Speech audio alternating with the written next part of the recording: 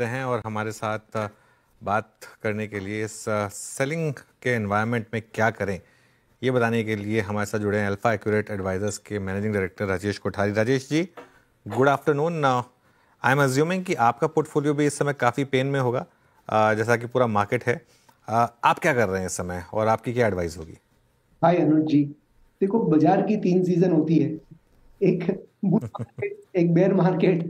लेकिन सबसे अच्छा इस तरह का जो माहौल रहता है तभी सैटरडे संडे बहुत अच्छे लगते हैं करें तो ये बेसिकली 3 सीजन्स होती है, but that's on A lighter note. नहीं, आई थिंक करेक्शन हम सब चाहते थे, करेक्शन आवे और फाइनली करेक्शन आ गया। लेकिन जब ये आता है तभी किसी को अच्छा तो लगता नहीं है क्योंकि स्टॉक्स डाउन होते हैं, but I think that's where the opportunity comes. तो लास्ट अगर आप देखोगे सितंबर 2024 तक का जो माहौल था कि throw the dart and make the money, तो वो माहौल इज ओवर।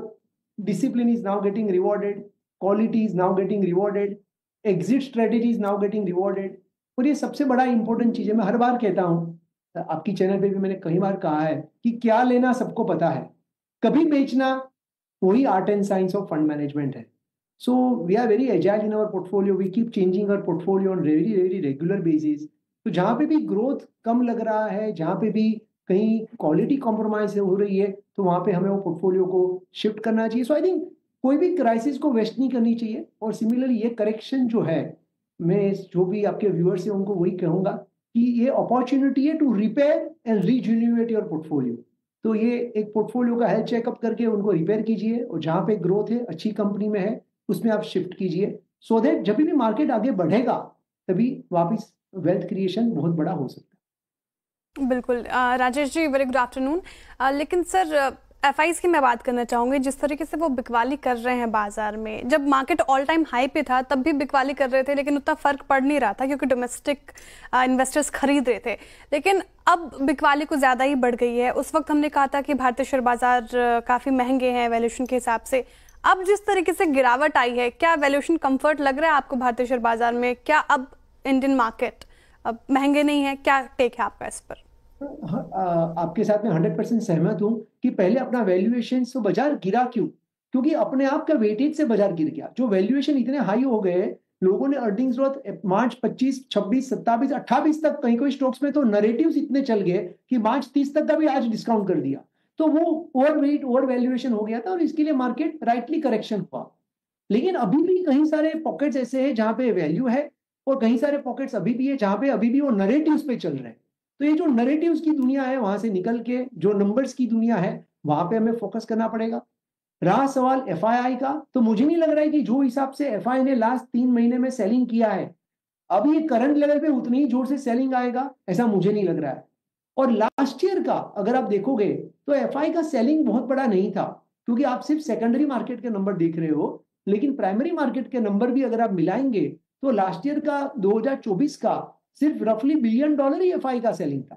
तो we have to look at the net number rather than the gross number, और ये दोनों को आपको मिला के आपको देखना पड़ेगा कि एफआई का क्या व्यू बन रहा है। तो मुझे लग रहा है कि जो भी इकोनॉमी की फिजिकल डेफिसिट कंट्रोल में रहती है, इंटरेस्ट रेट कट होना चालू हुआ है, इन्फ्लेशन कूलिंग डाउन हो रहा है और वैल्यूएशन भी आपकी फेवर में आ रहा है।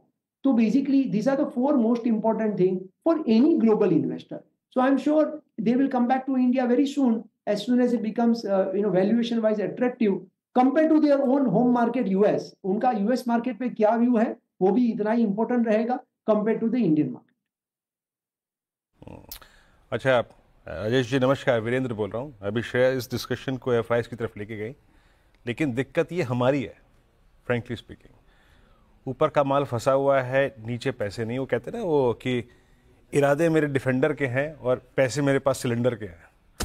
तो अब करना क्या है उस छोटे मोटे पैसे से? मतलब क्या कर सकते हैं आप इस प्राइस पे? हैं सही बात। तो आपने एकदम सही कहा कि तो प्रॉब्लम है, तो जो लोगों ने वो फंसे हुए हैं, तो वो कोई बिना रिसर्च अगर आप काम कर लो, बिना एडवाइस कुछ काम कर लो कि जस्ट टिप बेस्ड बाइंग कर लो, तो वो हर बार की स्टोरी है, ये बार कोई नई बात तो है नहीं। और मार्केट अगर कोई बोलता है कि नीचे जाएगा ही नहीं, तो पॉसिबल नहीं है, क्योंकि मार्केट का तो स्वभाव है ना कि ऊपर जाना और नीचे जाना। तो हमें क्या डिसिप्लिन मेंटेन करनी है। आई थिंक द पूरा जो आंसर है, ये पूरा जो लर्निंग से कोई भी करेक्शन का, कोई आम आदमी निवेशक जो रिटेल इन्वेस्टर है, उसके लिए एक ही वन सेंटेंस है, क्या वन वर्ड है, discipline. Don't get carried away, discipline. लेकिन यही होता है, जब भी बाजार ऊपर होता है तभी सब लोग मोमेंटम चेस करते हैं, रिटर्न्स को चेस करते हैं, और फिर जब भी नीचे आता है तभी लोगों को डिसिप्लिन याद आ जाती है। तो अगर डिसिप्लिन अगर हम बरकरार रखते हैं तो फिर फंसना कोई प्रॉब्लम है ही नहीं, क्योंकि आज भी आप जो लोगे 3-4-5 साल का व्यू रहेगा तो वापस आपका अच्छा सा गुड डबल डिजिट रिटर्न बनना निश्चित है। लेकिन पेशेंस रखनी पड़ेगी, क्योंकि बिना पेशेंस हो शेयर बाजार में पैसा कभी कोई कमाता नहीं है। So you to keep the patience. अच्छा, ये बात करते हैं कि इस प्राइस पर भी क्या अच्छा लग रहा है, और एग्जैक्टली क्या होल्ड करता है वो स्ट्रेंथ जो जब भी पुल बैक आएगा ज़्यादा रिस्पॉन्ड करेगा, अच्छी तरीके से स्ट्रॉन्ग पुल बैक देगा। क्या ऐसे में बैंक्स और एनबीएफसीज कंसिडरिंग फैक्ट कि रेट कट्स हुए हैं, RBI is maintaining enough liquidity और थोड़ा सा रिस्क वेटेज को कम कर देना, ये सब चीज़ें क्या एनबीएफसीज को और बैंक्स को एक अच्छा परफेक्ट ब्लेंड बना रही हैं to chase if you have liquidity at this price? Yes, you are right. So from last 3 months हमने हमारा बैंकिंग का एक्सपोजर इंक्रीज किया हुआ है। हमारे मल्टी कैप पे रफली 29% करंटली बैंकिंग है, जिसमें कॉर्पोरेट बैंक्स भी है और एनबीएफसी भी है। तो बैंक्स डेफिनेटली बेनिफिट होएगा, क्योंकि लिक्विडिटी पे आरबीआई के बहुत सारे मेजर्स इंप्रूवमेंट आ रहे हैं। लेकिन ये सिर्फ इंप्रूवमेंट सिर्फ बैंक्स के लिए सीमित नहीं है।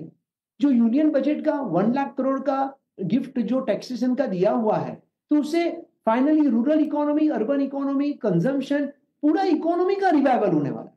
तो अगर आप निफ्टी का अगर अर्निंग्स ग्रोथ देखेंगे तो 1% अर्निंग्स ग्रोथ था फर्स्ट क्वार्टर में, सेकंड क्वार्टर में भी 1-2% का ही अर्निंग्स ग्रोथ था, लेकिन थर्ड क्वार्टर में we are back to 9% earnings growth. Now as you move into July quarter, means second quarter, 3 महीने के बाद की बात कर रहा हूं, we are back to 12% earnings growth.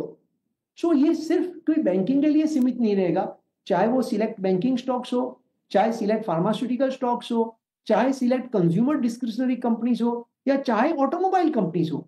I think across the board opportunities काफी है, लेकिन उसमें हमें सिलेक्टिव रहना पड़ेगा। सिर्फ टॉप डाउन व्यू नहीं लेना है, थोड़ा बॉटम अप भी साथ में देखना पड़ेगा। There are so many opportunities across various sectors, we have to use it wisely.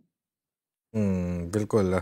तो आपने कहाँ बेट लगाए हैं ऑफ लेट? अगर विद डिस्क्लोजर आप बताना चाहें कुछ स्टॉक्स जहां पर आपने टॉप अप किया है, जहां पर आपने इस डिक्लाइन में फ्रेश बाइंग की हो। तो एक तो बैंकिंग एंड फाइनेंस, जहां पे हमने हमारा वेटेज बढ़ाया हुआ है पिछले करीब 3 महीने से, और आज भी हम पॉजिटिव है। दूसरा फार्मास्यूटिकल्स, जिसके अंदर 3 बकेट है, तो हम लोग सीडीएमओ स्पेस पे काफी पॉजिटिव है पिछले कहीं लास्ट 2-3 क्वार्टर से। तो that is a second space जहां पे हमने वेटेज ऐड किया है। तीसरा जो डिजिटल प्लेटफॉर्म्स जो है, like for example insurance aggregator, तो इस तरह की कंपनी जहां पे ग्रोथ फंडामेंटली बहुत ही स्ट्रांग है, और आगे का जो रोड मैप है वो बहुत ही double digit, strong double digit 25-30% kind of a growth opportunity जहां पे दिख रही है। तो ये तीसरा बकेट है। एंड कंज्यूमर डिस्क्रिशनरी हमें लग रहा है will be the very big beneficiary. 3-4 महीने के बाद आपको इफेक्ट दिखाई देगा, और हमें लग रहा है consumer discretionary also will benefit in a big way. तो ये 4 पॉकेट्स हैं जहां पे we have been increasing weight in last correction. तमाम सेक्टर्स बताए आपने राजेश जी, लेकिन आईटी सेक्टर कहीं जिक्र नहीं हुआ। आईटी सेक्टर पे भी आपका टेक में जानना चाहूंगी। जिस तरीके से बिकवाली हुई है बाजार में, आईटी सेक्टर एक बड़ा फैक्टर है। देखिए इंडेक्स ही पूरा 4% से ज्यादा लुढ़क गया। आईटी सेक्टर में कहीं आप बेट लगा रहे हैं, स्पेशली मिड कैप और लार्ज कैप दोनों में, अगर आप सेग्रीगेट करना चाहें तो? यस, आईटी सेक्टर में भी हमने हमारा वेटेज पिछले जुलाई, अगस्त, सितंबर से हमने बढ़ा के 8% का रफली, अभी हमारे पास 12% हमने आईटी वेटेज किया हुआ है, और इसमें दोनों है, लार्ज कैप भी है और मिड कैप भी है। आज का आईटी का इंडेक्स सिग्निफिकेंटली डाउन है because of the US related things, लेकिन हमें लग रहा है कि US economy is going to do little bit better in 2025। And जब भी यूएस इकोनॉमी बेटर करती है, और अगर आप टॉप यूएस कंपनीज का टेक्नोलॉजी स्पेंड की कमेंट्री अगर सुनोगे, तो definitely that is going to revive. TCV काफी स्ट्रॉन्ग रिपोर्ट हो चुका है, थर्ड क्वार्टर का रिजल्ट्स कॉन्फ्रेंस को अभी हुआ है। तो I think IT stocks will also do reasonably well. Both IT and pharma both will do reasonably well. अच्छा राजेश जी, एक बात बताइएगा, एक स्पेस जो कि वैसे ही तंग थी, क्योंकि रियल स्टेट जब अच्छा नहीं कर रहा है तो real estate ancillary home improvement अच्छा भी नहीं करेगा, but suddenly you have different multiple cross combinations. I mean, एक बार पेंट सेगमेंट में स्ट्रेस आना, अब अल्ट्राटेक सीमेंट का जो खुद आई थिंक सीमेंट में स्ट्रेस है, नया एक प्लेयर है कैपेसिटी बिल्ड कर रहा है। आपने एक बार पेंट को हाथ लगाया, फिर आपने केबल्स और वायर्स को हाथ लगाया। कि सडनली ये सेगमेंट डिस्टर्ब सा है। सो आप कर क्या रहे हैं इस सेगमेंट में इस वक्त?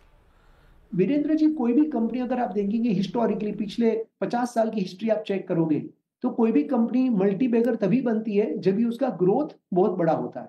वो ग्रोथ करने के लिए अलग अलग सेगमेंट में यू नीड टू एंटर। तो सबसे बड़ी जो आपकी स्ट्रेंथ जो रहती है कोर सेगमेंट में, उसके बाजू की जो सेगमेंट रहती है जिसको एडजेसेंट सेगमेंट कहते हैं, you have to enter into that.